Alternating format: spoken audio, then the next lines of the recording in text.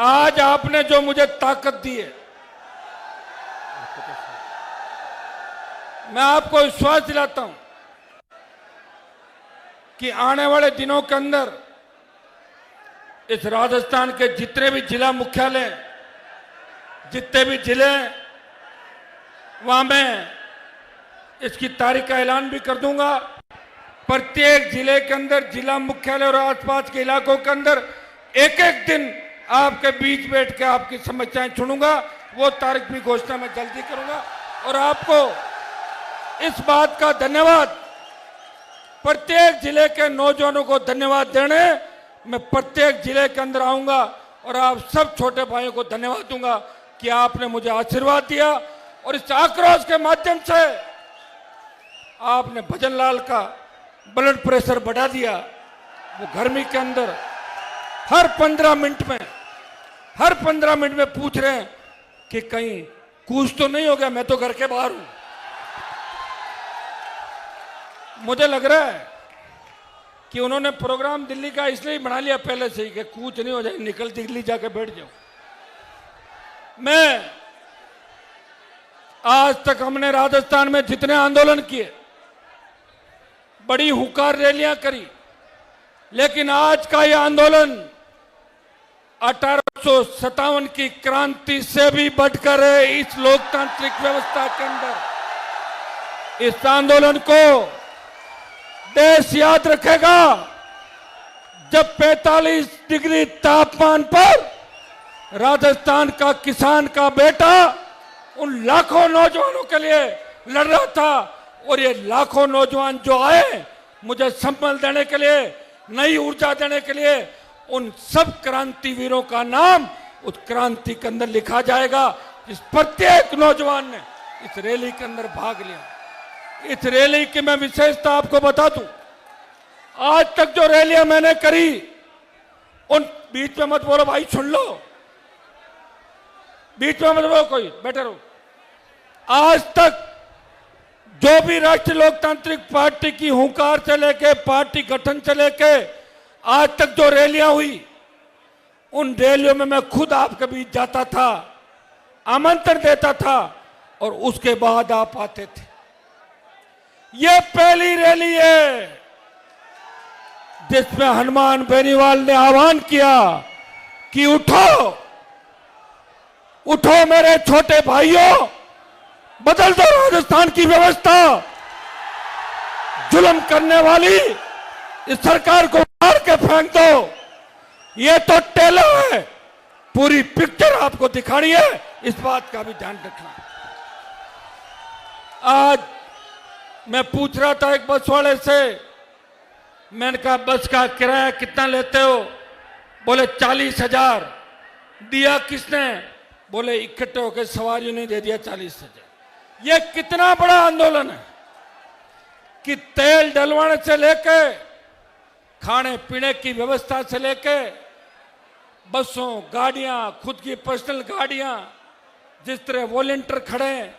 आज एक नई चीज देख रहा हूं कि मंच पे भागने की होड़ कम कर रहे हैं ज्यादातर। और मैं आपको एक बात कहना चाहता हूं कि मेरे आला कमान आप हो। मेरे घर के अंदर किसी नेता की फोटो नहीं, किसी के इंदिरा गांधी की मिलेगी, किसी के सोनिया, राहुल, प्रियंका, रोजूर का कांग्रेस का जीजा जी उसकी मिलेगी, और भारतीय जनता पार्टी में मोदी, अमित शाह से लेके कोई 150 फोटो मिलती है भारतीय जनता पार्टी के विधायकों के। लेकिन हनुमान बेनीवाल के घर और ऑफिस के अंदर अगर फोटो मिलती है तो वीर तेजाजी महाराज की, रुकिए, महाराजा सूरजमल की, रुको तो, रामसा पीर की, देवनारायण भगवान की, भगत सिंह की, गोकुला जाट की, तमाम उन क्रांतिकारियों की जो आजादी के आंदोलन के अंदर जो 1857 से 1947 तक चला, या मुगल काल से लेके जो जो काल खंड हिस्ट्री के अंदर लिखे हुए, तमाम जो लड़े थे उनकी फोटो हनुमान बेनीवाल के ऑफिस और घर पे निश्चित रूप से मिलेगी। मेरा कोई आला कमान नहीं, मेरे आला कमान मेरे छोटे भाई और ये किसान है राजस्थान के, जो हमेशा मुझे सर आंखों पे बिठा कर रखते। आज वैसे मंच तो ठीक है, बैठ जाओ। अब जो ज्यादा देर तक इस आंदोलन में 1 महीने से काम कर रहे थे, मैं देख रहा हूं एक एक चेहरे देखो, जो नीचे बैठ के भी ये कह रहे हैं भाई साहब हम नीचे ही ठीक हैं। आप निश्चिंत रहें, जो जिसने सबसे ज्यादा काम किया, जब हमारी पार्टी के संगठन की सूची निकलेगी तो आपको सबसे ज्यादा वही व्यक्ति आएंगे जो सबसे ज्यादा धरातल पे काम कर रहे हैं। और क्योंकि आज ये कोई राजनीतिक रैली नहीं है, ये आपके सम्मान की रैली है। मुझे कुछ नेताओं ने कहा कि कहां रतौनी ऐसा ही भर्ती वर्ती क्यों खराब हो रहा है, मुझे कहा धूप से आपका रंग भी काला पड़ जाएगा। मैंने कहा मेरा तो पड़ा हुआ काला आधा तो पहले से, क्योंकि कई नेता यहां इसलिए नहीं आते, गर्मी बहुत है, बरसात का मौसम आएगा जब आ जाएंगे। और यह 28 का जब चुनाव होगा तो 27 लास्ट से लेकर 28 के बीच वो घूमेंगे यहां मुख्यमंत्री बनने के लिए। कांग्रेस और भारतीय जनता पार्टी ने तो अलग अलग नारा दिया है। कांग्रेस का नारा है खाओ और खाने दो, रुको। और बीजेपी का नारा है खाओ और गुर्राओ। एक सांपनाथ है, दूसरा नागनाथ है। भाइयों, मैं आमंत्रित मैंने किया था बहुत से नेताओं को, मैंने कहा आओ मेरा साथ दो, आओ ना आप, लाखों लोग जहां बैठे, क्यों नहीं आ रहे हो वहां पर? आप तो मामले उठाए थे, उठा के रवाना हो गए, मेरे गले में बांध दिया सारा सारा। और मैं लड़ रहा हूं, यह आंदोलन खत्म नहीं होगा। मैं सिर्फ ये देखना चाहता था कि जिन धरती पुत्रों के मैं लड़ रहा हूं, जिन किसान के बेटे बेटियों के लिए लड़ रहा हूं, आखिर वो मेरी आवाज पे कितनी तादाद में पहुंचते हैं, ये मैं देखना चाहता था राजस्थान के अंदर। और आज मुझे पूरा भरोसा हो गया कि मुझे कितना भी लड़ना पड़े मैं लड़ूंगा, आपको सम्मान दिलाऊंगा, उस राजस्थान को सम्मान दिलाऊंगा जो भ्रष्टाचार और अपराध का कलंक राजस्थान के माथे पे लिखा है। जिस तरह हमारी बहन बेटी अबला नारी की जो चीख पुकार राजस्थान से निकलती है, मैं विश्वास दिलाता हूं उन माफियाओं को छुपने को जगह नहीं होगी, वो बिलों में घुस जाएंगे। ऐसा राजस्थान आने वाले समय के अंदर आपका भाई आपको देगा। आप हिम्मत रखें, हौसला रखें। आपको भी गुस्सा बहुत आता है, मेरे को तो कम आता है गुस्सा। आजकल मैंने कंट्रोल कर लिया बहुत ज्यादा, क्योंकि आपकी मेरी उम्र में अंतर है। मैं जब कॉलेज में पढ़ता था तब कहता था चलो, यूनिवर्सिटी में आया थोड़ी देर चलो, फिर एमएलए एमपी बना, मुझे आपकी चिंता रहती है लाखों लोगों की। अभी करने को तो मैं तुम्हें कूच कराऊं और सारे जयपुर में रुको एक बार, तो जाओ, रुको, अभी बहुत टाइम पड़ा बाकी, रुक जाओ। आज रुकिए भाई, सुनो मेरी, आज गर्मी ज्यादा है और उस गर्मी में भी आप और गर्माहट ला रहे हो। आक्रोश इसका नाम दिया है, आक्रोश रैली। और इस आक्रोश का परिणाम ये निकला कि भजनलाल जी तो दिल्ली गए जो गए, सारे मंत्री राजधानी छोड़ के भाग गए, पता नहीं किसके घर पे आ जाए। भाई हनुमान जी का कोई भरोसा नहीं, कह दे इधर नहीं इधर ही चलो, निकल पड़ो सारे एक सारे।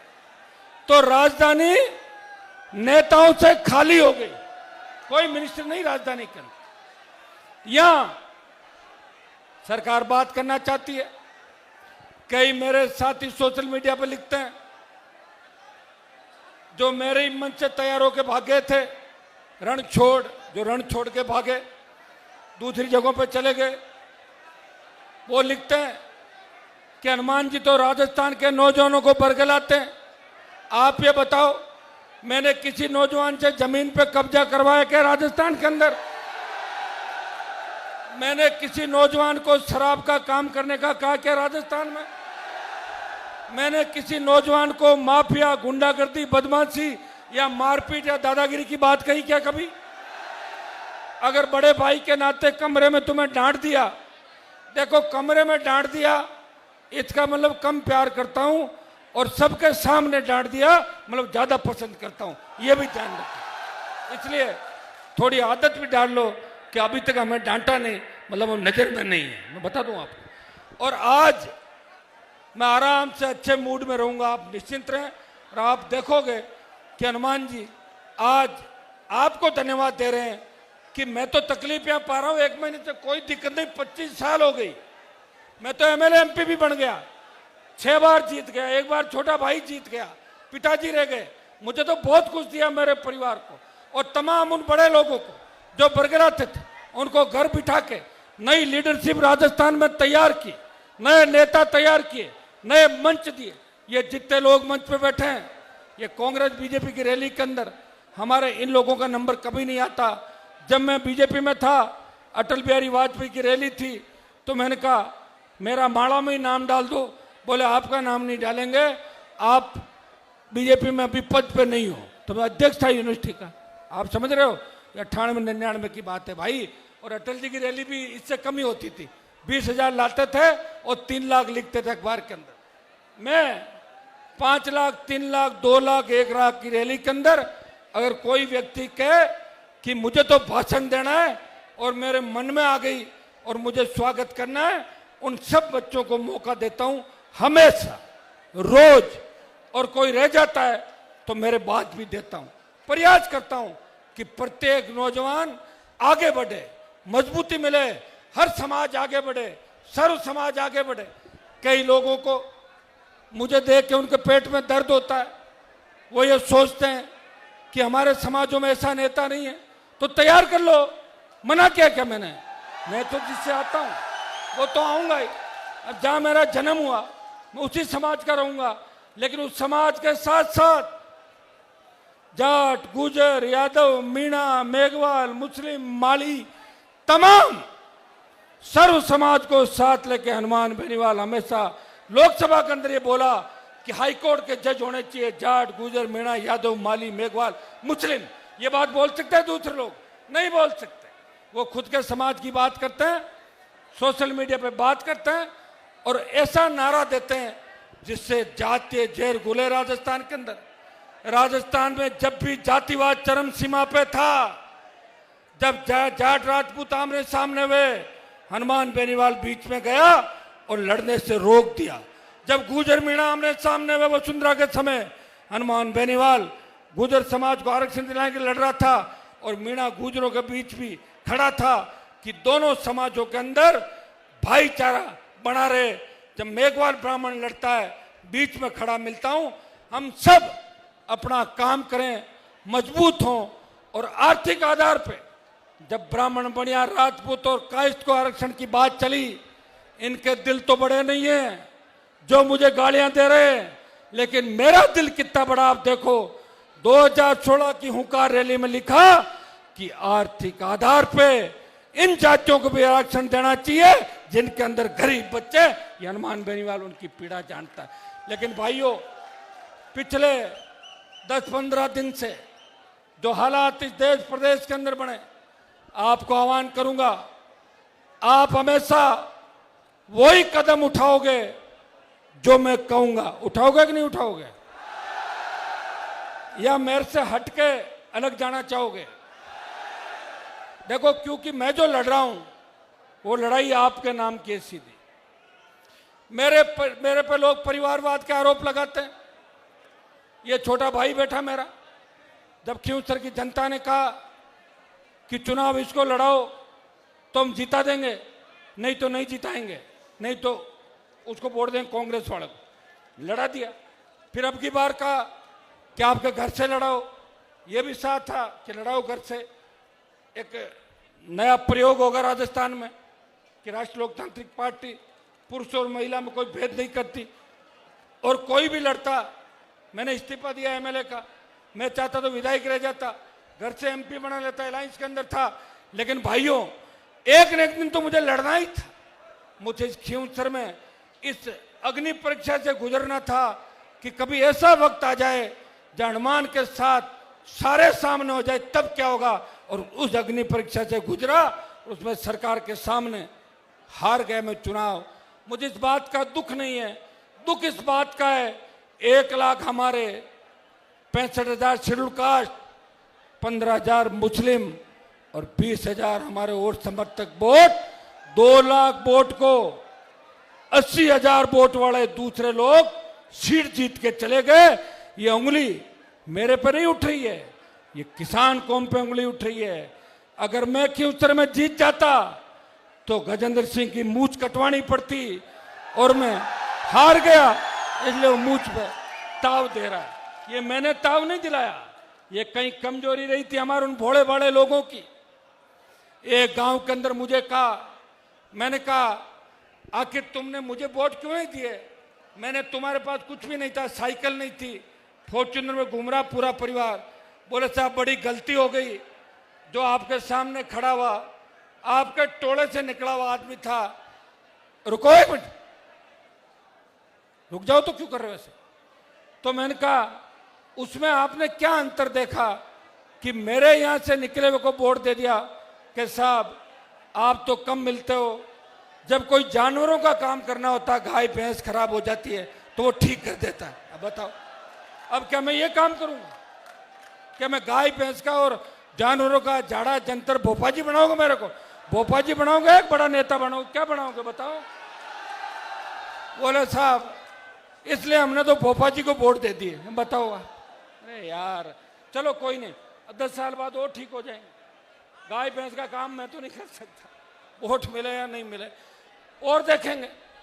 भाई मैंने तो मेरी तरफ से पूरा प्रयास किया कि राजस्थान में भरतपुर से लेके वहां तक, ये भरतपुर से बैठे हुए, जब पानीपत की मूवी आई, सुनिए, पानीपत की मूवी के अंदर जब मूवी में महाराजा सूरजमल के कैरेक्टर के साथ छेड़खानी की गई तो मैं लोकसभा में पोस्टर ले गया और जला के फेंक दिया लोकसभा के अंदर, ये लो पानीपत का पोस्टर। और गृह मंत्री ने मुझे बुला के कहा कि हनुमान जी इस मूवी को बैन कर दें।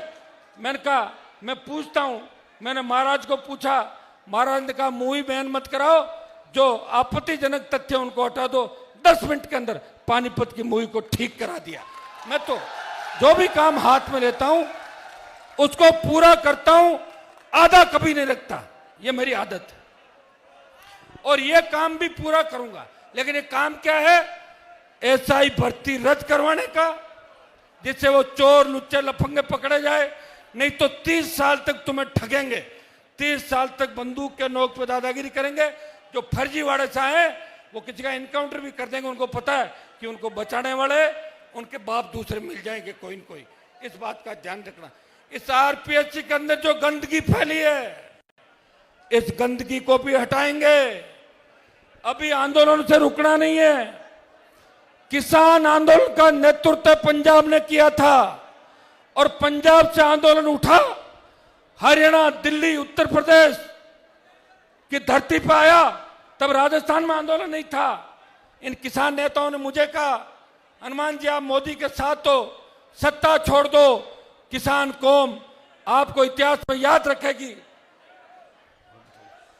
मैंने 1 मिनट नहीं कमाया और मोदी की सत्ता को ठोकर मार के शाहजहांपुर बॉर्डर पे जाके देश में संदेश दिया, मैं उसी कौम से आता हूं।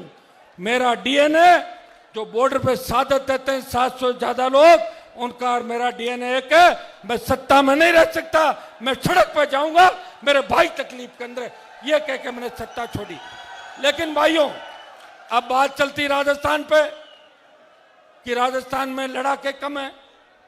राजस्थान में तो 66 साल में नई पार्टी भी नहीं बनी। एक बार कांग्रेस को वोट डालते हैं, एक बार बीजेपी को डालते हैं। मैं पुरानी लड़ाइयों की बात नहीं करता, जहां महाराजा सूरजमल जी ने लड़ाई लड़ी, राणा प्रताप ने लड़ाई लड़ी, लेकिन मैं राजनीतिक लड़ाइयों की बात कर रहा हूं। कोई योद्धा राजस्थान में लड़ता हुआ नहीं दिखेगा।